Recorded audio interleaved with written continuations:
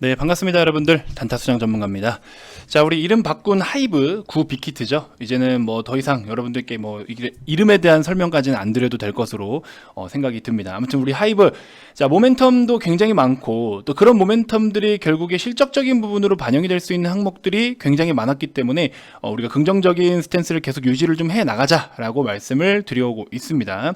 자, 최근에 이제 보호예수 물량이 좀 많이 풀릴 수 있을 것으로 우려감이 시장에 좀 반영이 되면서 주가가 조금 밀리는 듯한 모습. 근데 이제 보호예수 물량 풀리는 날이 오히려 또 유상증자를 참여하기 위해서 마지막 매수를 해야 되는 날이었습니다. 상대적으로 보시면은 기존에 들고 있던 물량들이 그대로 좀 하루만 넘기면 어쨌든 그들도 유상증자를 받을 수 있는 대상이 또 되기 때문에 오히려 매도보다는 매수세가 많으면서 개파락 이후에 장대 양봉을 뿜어줬던 최근의 시세였습니다. 자, 그리고 다시 좀 쉬어가고 있는데, 자, 지금 같은 경우에는 여러분들 어쨌든 최근에 어떤 이슈들은 조금 일단락 됐습니다. 그러니까 조금만 여러분들이 침착한 마음가짐으로 대해주시면 우리가 이제부터는 조금 중장기관점으로도 굉장히 매력있는 주가 시세를 좀 맛을 볼 수 있지 않을까. 그래서 여러분들께 조금만 천천히 준비를 좀 했으면 한다라는 생각이 들어서 제가 영상을 준비하게 됐습니다. 자, 관련해서 여러가지 이슈들도 좀 체크를 해드릴 테니까 영상 꼭 끝까지 시청해 주시고요. 자, 본격적인 시작에 앞서서 구독, 좋아요, 알림 설정부터 한 번씩 꼭 부탁드리겠습니다.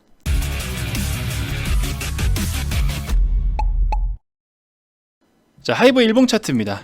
사실 이제 6개월간의 보호예수 물량이 다 해제가 됐죠. 그리고 이제 우선주의 역할을 하던 그런 수량들도 우리 100배 이상의 수익을 만들어냈던 그런 물량들, 대략적으로 이제 보호예수 물량 풀리기 전 4월 13일 기준으로 했을 때 한 2,600억 원 정도의 물량들이 풀릴 것이라는 그런 우려감들 때문에 사실 많은 개인 투자자분들이 아마 내다 던지신 분들도 많으실 거예요. 뭐 그중에 저도 솔직히 일부는 익절을 좀 하긴 했지만 빅히트 같은 경우에는 이제 28만원 정도에서는 우리가 1차적으로 매도를 좀 하고 가자라고 이야기를 좀 말씀을 드렸습니다. VIP 회원님들께도 이런 식으로 빅히트, 그렇죠? 옆에 보시면 4월 7일 여기 날짜가 뜹니다. 그렇죠? 4월 7일이기 때문에 이날이 4월 7일입니다.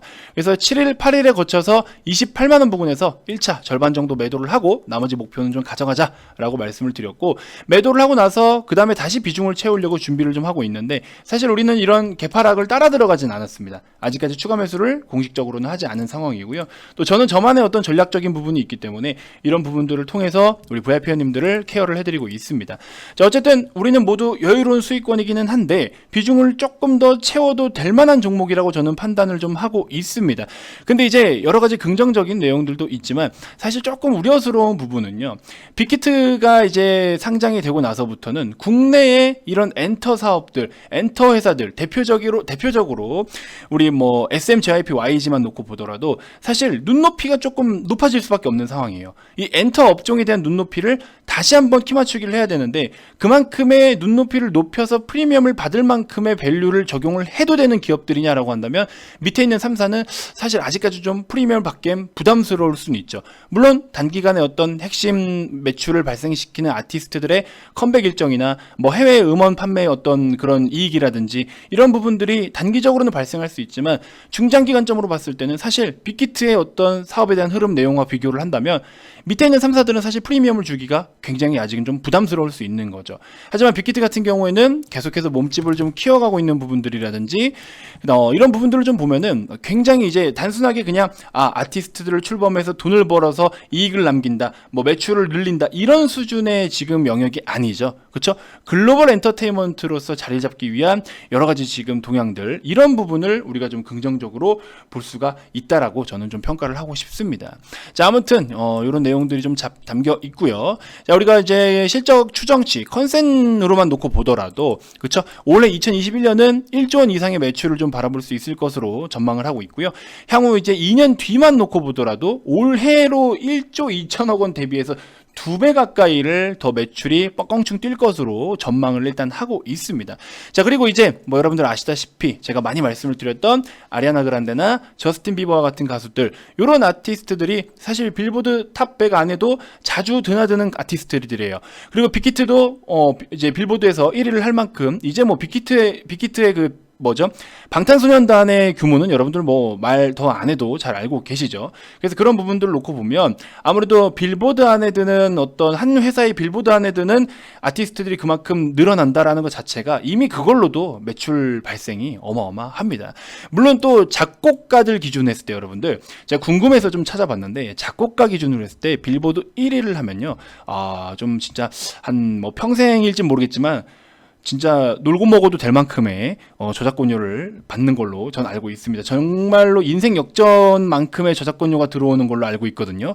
이번에 또 방탄소년단이 다이너마이트라는 노래로 그만큼 또 자리를 잡아주면서 작곡을 참여했던 우리 여러 작곡가들이라든지 이런 부분들도 굉장히 아마 엄청난 부를 누릴 수 있는, 그쵸? 뭐 방탄소년단의 자산에 대한 이야기만 놓고 보더라도 엄청나잖아요. 그래서 그런 부분들만 놓고 봐도 우리 이제 빅히트 하이브가 엄청난 규모의 이제 글로벌 엔터사로 도약을 해나가고 있다라는 점 우리가 좀 볼 수 있을 것 같습니다.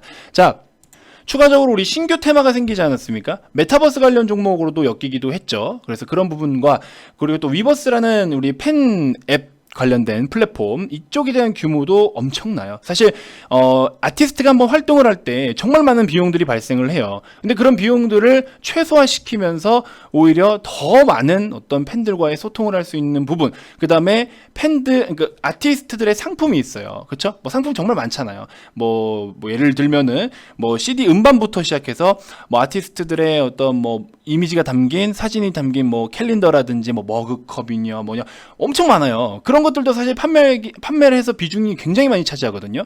그리고 뭐 사인해서 뭐 이렇게 한다든지 이런 것들도 위버스 앱을 통해서 판매를 할 수가 있기 때문에 굉장한 플랫폼이다라는 거예요. 그래서 요즘에는 이런 앱 하나에 대한 가치도 굉장하거든요. 이런 플랫폼들에 대한 가치 정말 수조 원대로 평가를 받고 있기 때문에, 그리고 또 글로벌 아티스트들까지 입점을 한다면 이 규모가 진짜 엄청날 겁니다. 그래서 이런 다양한 모멘텀은 있지만 사실 수급적인 부분으로 제가 봤을 땐 아직까지 안정화되고 있지 않다라고 보고 있어요. 왜 그런 이야기를 드리느냐? 보호예술 물량이 풀렸는데도 불구하고 이 풀린 날 사실 매도가 그만큼 많이 나오진 않았어요. 아직까지도 들고 있는 물량이 많은데 긍정적으로 보면은 앞으로의 우리 하이브의 동향에 대해서 더 많은 시세를 볼 수 있을 거라는 기대감이 녹아져 있기 때문에 긍정적으로 보는 내용도 있다라고 저는 생각이 들고, 단점으로 본다면 오히려 약간의 삐끗할 만한 이슈가 노출이 된다라면 또 그런 물량들이 대거 출회가 될 수 있겠죠. 그래서 굉장히 우리가 조금 템포를 좀 늦춰서 여유를 가지고 접근을 하시는 게 맞다라고 저는 생각이 듭니다. 그래서 항상 분할로 접근을 하셔야 되고, 저 같은 경우에는 일단은 23만 원 밑에 오면은 적극적으로 다시 한번 비중을 좀 채워볼 계획인데, 제가 항상 어떤 단가를 짚어드리면 카카오도 10만 원에서 11만 원 사이 보자라 말씀을 드렸고, 이렇게 단가를 짚어드리면 많은 분들이 그래요. 그 가격이 오겠냐? 이렇게 이야기를 하시는 분들이 상당히 많아요. 시젠 14만 원 밑에서도 충분히 올 수 있다라고 과거부터 말씀을 드렸는데 그 가격이 올 것 같아? 정말 욕도 많이 먹었습니다. 근데 결국엔 13만 원까지 왔잖아요. 12만 원도 깼잖아요. 그러고 우리는 다시 접근을 해서 수익을 또 챙겨오고 있는, 그렇죠? 이게 시장 분위기도 이해를 하셔야 돼요. 시장을 무시하고 내가 보고자 하는 그런 관점, 내가 보고 싶은 대로만 그냥 본다고 해서 이게 다 그렇게 움직이는 게 아니라는 거죠.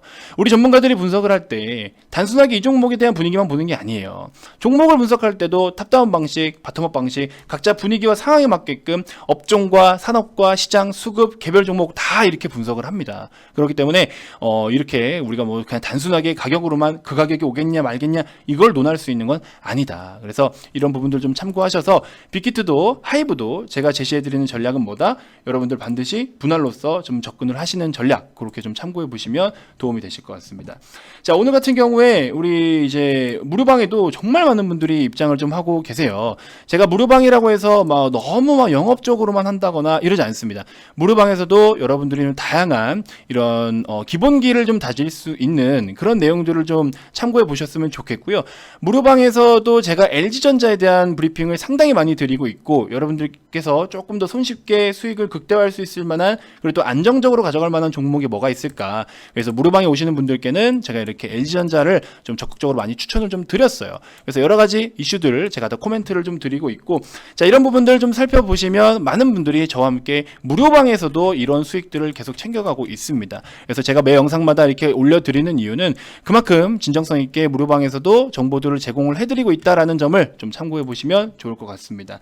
자, 무료방 가면은 막 불법 광고도 많고 또 여러분들께 막 자꾸 자극적인 것만 이렇게 해가지고 여러분들을 막 심리적으로 자극해서 뭐 VIP 방으로 또 가입 유도를 하고 하는 경우가 많은데 글쎄요, 저는 모르겠습니다. 이제 한번 저와 또 회원이 되면 영원히 또 갈 수 있을 만큼 여러분들과의 호흡도 중요하다고 생각이 되기 때문에 저는 좀 마이웨이입니다. 제가 여러분들께 해드릴 수 있는 부분은 진정성 있게 이렇게 해드리고 있으니까 좀 잘 참고해서 한번 경험을 해보시는 것도 좋다라고 말씀을 좀 드려보고 싶습니다. 자, 우측 아래 번호로 연락 주시면 무료방 입장하실 수 있는 링크 보내드릴 테니까요, 편하게 연락 주시면 되고요. 자, VIP방 오셔서 지금 실적주들 난리가 났습니다. 오늘도 반도체 소부장 우리가 계속 준비를 하고 있는 종목들, 테스나 7.5% 가까이 상승 보이고 있고요.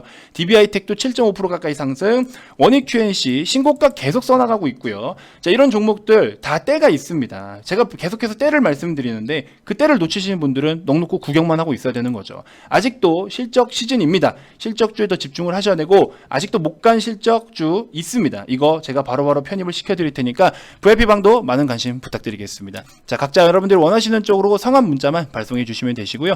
자, 다음 영상에서도 제가 또 더 좋은 정보들로 인사드리도록 하겠습니다. 자, 지금까지 단타수장 전문가였습니다. 고맙습니다.